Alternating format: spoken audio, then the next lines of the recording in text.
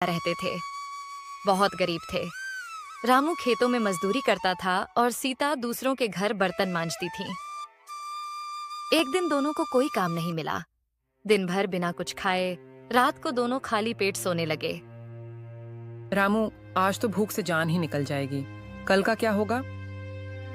कुछ न कुछ करना होगा सीता, अब और नहीं सहा जाता।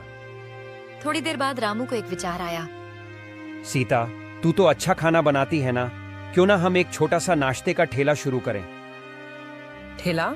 हमारे पास पैसे कहाँ हैं? पुराना एक ठेला पड़ा है मेरे दोस्त के पास, उससे मांग लूंगा। थोड़े से पैसे हैं, उससे कुछ सामग्री खरीद लेंगे। सच में? पाव भाजी, डोसा, पूरी भाजी, ये सब बनाऊं? हाँ, और तुझे तो सब पसंद भी करते हैं। उनकी आंखों में भूख के बदले अब उम्मीद चमकने लगी थी। सुबह की ठंडी हवा गांव की गलियों में घूम रही थी। रामू और सीता ने रात भर ठीक से नींद नहीं ली, लेकिन आज उनके चेहरों पर थकान नहीं, उम्मीद थी। सीता, चलो, आज हमारा पहला दिन है। ठेला धो पोंछ कर तैयार कर लिया है। मैंने आटा गूंथ लिया है, आलू भी उबाल लिए हैं। पाव भाजी, डोसा, पूड़ी भाजी सब तैयार हो जाएगा। रामू पास के बाजार से थोड़े बर्तन और गैस सिलेंडर ले आया था।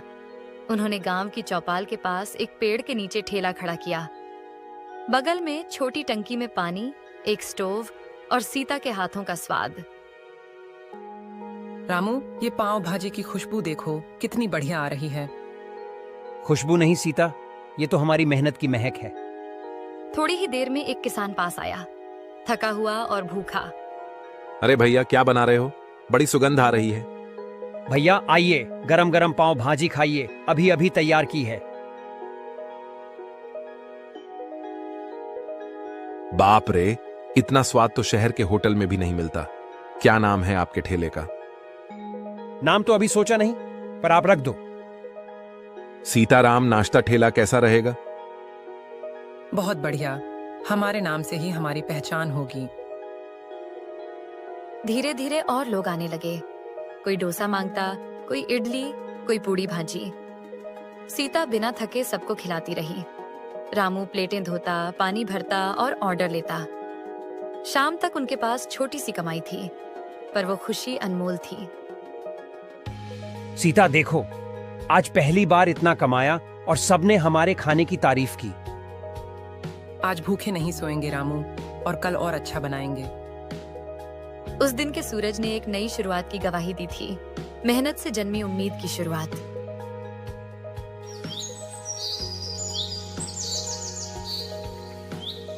सुबह सुबह गांव में चिड़ियों की चहचहाहट और सब्जी मंडी की हलचल शुरू हो चुकी थी। रामू और सीता पहले से तैयार थे।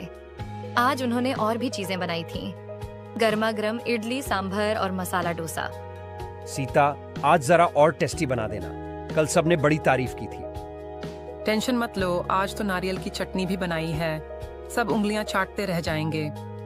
सीता के हाथों में एक खास बात थी, जितना प्यार वो डालती थी उतना ही स्वाद हर चीज में आता। ठेला खुलते ही भीड़ लगने लगी। पहले दिन जिन लोगों ने खाया था वो आज अपने रिश्तेदारों और दोस्तों को साथ लेकर आए थे। रामू, सुनो भाई, कल सब तुम्हारे खाने की बड़ी चर्चा कर रहे थे, आज हमें भी स्वाद चखाओ। सरपंच जी, आपके लिए स्पेशल मसाला डोसा आ रहा है। सरपंच जी, चटनी जरा और लेना चाहेंगे। हाय राम, ऐसा स्वाद तो मैंने शहर के होटल में भी नहीं खाया। तुम लोग तो कमाल कर रहे हो। सब तरफ से तारीफें ही तारीफें मिलने लगीं। एक बुजुर्ग महिला जो रोज मंदिर जाती थी, ठेले के पास आई।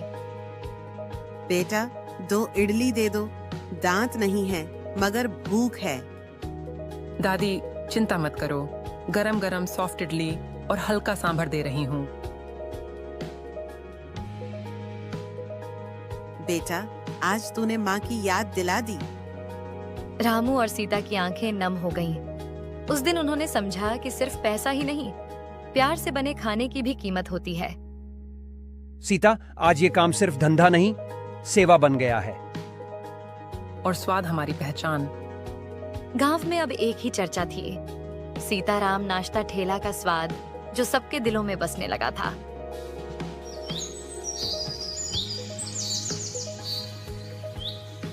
तीसरे दिन का सूरज जैसे रामू और सीता के लिए खास चमक लेकर आया था। ठेले पर आज खास तैयारी थी। रामू ने रंग बिरंगे झंडे लगाए थे। आज सब कुछ समय पर तैयार है। पूड़ी भाजी, डोसा, इडली, चाय भी। आज के दिन से हमें उम्मीद है सीता। देखते हैं कितना मुनाफा होगा। सुबह 7 बजे से ही ग्राहक आने लगे। कुछ लोग तो गांव के बाहर से भी आने लगे थे, सिर्फ स्वाद की चर्चा सुनकर। एक शिक्षक दंपत्ति बाइक पर पहुंचे। यही है वो ठेला जिसकी इतनी तारीफ सुनी। चलो आज टेस्ट करते हैं। सर, मैडम, ये रही आपकी स्पेशल पाव भाजी। खाकर बताइएगा जरूर। उफ, ये स्वाद! क्या बात है, बिल्कुल मुंबई की याद आ गई। भीड़ बढ़ती गई। रामू को अब टोकन देना पड़ा ताकि सभी को नंबर से खाना मिले। दोपहर होते होते पूरा सामान बिक गया। रामू बैठा हिसाब करने लगा। छोटी सी पोटली में उसने पैसे गिनने शुरू किए। सीता देख, आज कुल मिलाकर 335 रुपए बचे हैं मुनाफे में। इतने पैसे हमने कभी एक दिन में नहीं कमाए थे। और वो भी अपने हाथों के स्वाद से। आज सच में मन को तृप्ति मिल गई। उस शाम दोनों ने पहली बार मिलकर एक कटोरी खीर बनाई, अपनी मेहनत की मिठास के रूप में। रामू, तूने जो सपना देखा था वो अब सच होने लगा है। और तूने जो स्वाद दिया उसने हमें गांव की पहचान बना दिया।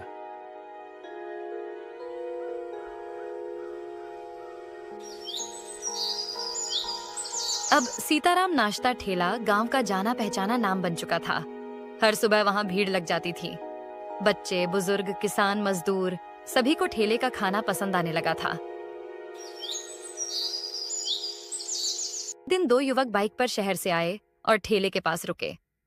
अरे यही है वो मशहूर ठेला, बहुत सुना था इसके बारे में। चल भाई, पहले पाव भाजी लेते हैं, फिर देखते हैं और क्या है। सीता ने मुस्कुराते हुए गरम गरम पाव भाजी और इडली परोसी। क्या स्वाद है, लेकिन भैया एक बात कहूं, हाँ हाँ जरूर कहो भैया। आपके खाने में तो बहुत स्वाद है, लेकिन नॉनवेज कुछ नहीं है? कोई चिकन बिरयानी, तंदूरी? रामू और सीता थोड़े चौंक गए। उन्होंने कभी नॉनवेज बनाने का सोचा ही नहीं था। हमने अभी तक तो केवल शुद्ध शाकाहारी रखा है भैया।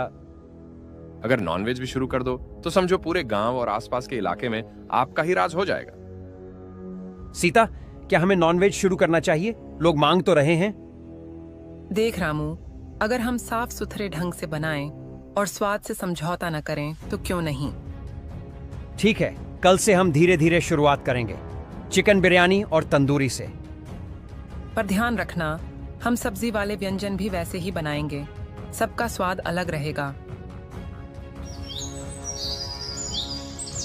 अगली सुबह सीता ने जल्दी उठकर खास तैयारी शुरू कर दी। आज पहली बार उसके हाथों से नॉनवेज बनने वाला था।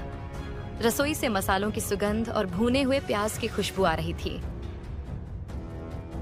रामू, मसाला बिल्कुल वैसा ही बना है जैसा तू शहर से सीख कर आया था। बहुत बढ़िया। और देख, चिकन अच्छे से गलना चाहिए। बिरयानी में स्वाद तभी आएगा। जैसे ही लोगों को खबर लगी कि सीताराम ठेले पर नॉनवेज मिल रहा है, भीड़ उमड़ पड़ी। सबसे पहले वही 2 युवक फिर से आए जो सुझाव देकर गए थे। अरे वाह, आपने तो वाकई हमारी बात मान ली। चलो भाई, आज तो दावत हो गई। पहले हमारी स्पेशल बिरयानी खाइए, फिर बताइए कैसी बनी है।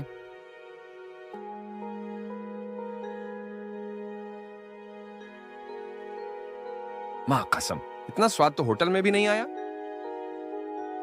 उसके बाद कई ग्राहक आए। किसी ने तंदूरी पसंद की, किसी ने मसालेदार करी।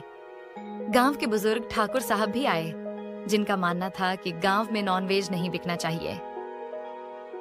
रामू, सुना है अब तुम मांस भी बेचने लगे हो? ठाकुर साहब, हमने शुद्धता और सफाई का पूरा ध्यान रखा है। जो नहीं खाना चाहता उसके लिए हमारी पुरानी सब्जी वाली थाली वैसे ही है। ठाकुर ने थोड़ी देर सोचा, फिर मुस्कुरा दिए। ठीक है, चलो एक बार देखता हूँ क्या खास बात है इस बिरयानी में।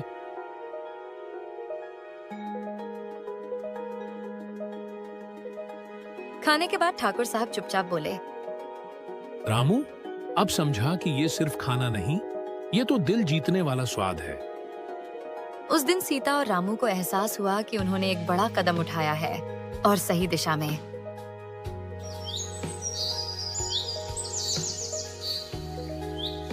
सीताराम ठेला अब केवल ठेला नहीं रहा था, वो एक पहचान बन चुका था। ग्राहकों की संख्या दिन ब दिन बढ़ती जा रही थी। नाश्ते से लेकर दोपहर और शाम तक लोग स्वाद लेने आते थे।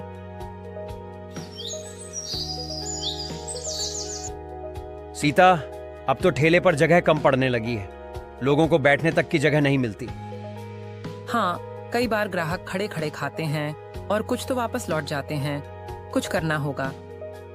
रामू ने सोचा और फिर गांव के बाहर एक बड़ा पीपल का पेड़ याद आया, जिसके नीचे खाली जगह थी। वहां कभी कभार बैलगाड़ियां खड़ी होती थीं, लेकिन बाकी समय वो जगह खाली रहती थी। सीता, क्यों ना हम उस पेड़ के नीचे अपना ठेला शिफ्ट कर दें? वहां छाया भी है और जगह भी। बिल्कुल सही सोच है। वहाँ टेबल कुर्सियां भी रख सकते हैं, जैसे छोटा होटल।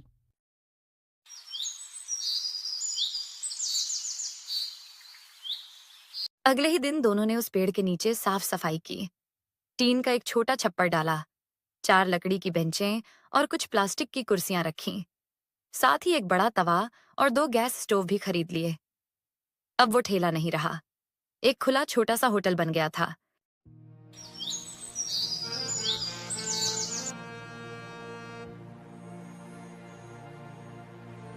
वाह रामू भैया, अब तो होटल जैसी सुविधा हो गई। बैठकर आराम से खाओ और स्वाद भी वही पुराना। इस पेड़ के नीचे तो खाने का मजा ही अलग है।